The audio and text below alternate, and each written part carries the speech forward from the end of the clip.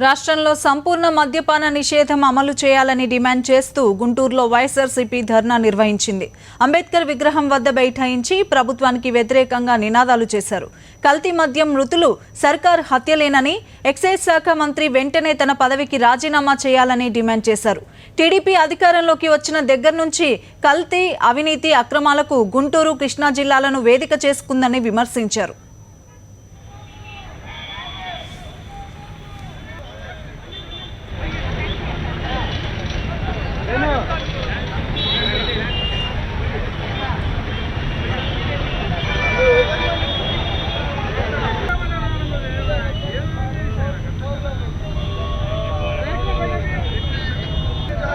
కొంచెం పైకి లేకుండా పైకి లేదు తలకలు కనపడదు కొంచెం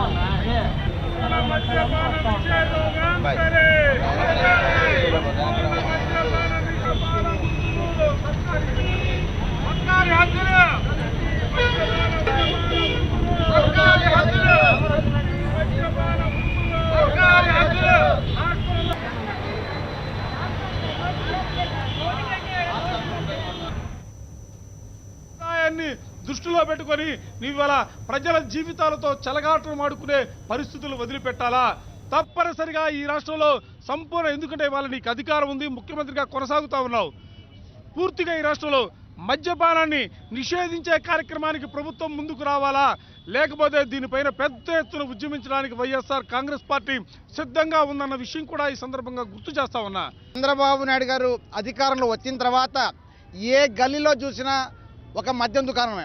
మీరు ఎక్కడ చూడండి, ఏ మూలకు వెళ్ళండి, మద్యం దుకాణం, మద్యం షాపులు. అంటే చిన్నగా 10 బాటలు తీసుకొచ్చుకొని అమ్ముకునే వాళ్ళ పరిస్థితి ఈ రాష్ట్రంలో అన్ని చోట్ల అదేవిధంగా కనబడతా ఉంటుంది. అలాంటి పరిస్థితిలో మరి ఇంత పెద్ద ఎత్తున ఆదాయం సమకూరుస్తున్నారంటే ఇది దేనికోసం, ఎవరి కోసం? ఈ టీడీపీ ప్రభుత్వం అనధికారంగా నడుపుతున్న బార్లు, పర్మిషన్లు ఇవ్వకుండానే నడుపుతున్న బార్లు, వాళ్ళ అనుచరులకు అనుగుణంగా వారి యొక్క ఖజానాన్ని నింపుకోవడం కోసమే ఈ రోజున వాళ్ళు పర్మిషన్ లేని బార్లు నడుపుతూ అనేక మంది అమాయకుల ప్రాణాలను బలిగొంటున్నారు. ఈరోజు చూస్తే విజయవాడలో 5గురు కల్తీ మద్యం సేవించి వారు దుర్మరణం పాలయ్యారు.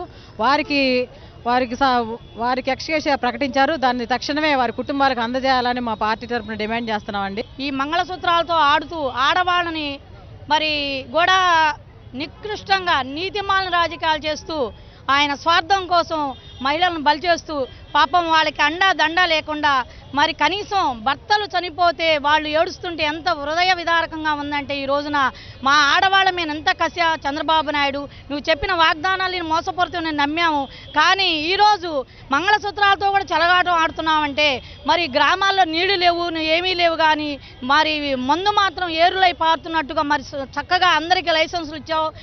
రేజమ్మి నీ యొక్క సంచులు నింపుకోవడానికి, పేదవాళ్ళ కడుపులు కొట్టి నీ సంచులు నింపుకోవడానికి, నీకు బ్యాలెన్స్లు నింపుకోవడానికి కూడా చాలా కష్టపడుతున్నావు చంద్రబాబు నాయుడు గారు. ఇది మంచి ధర్మం కాదు.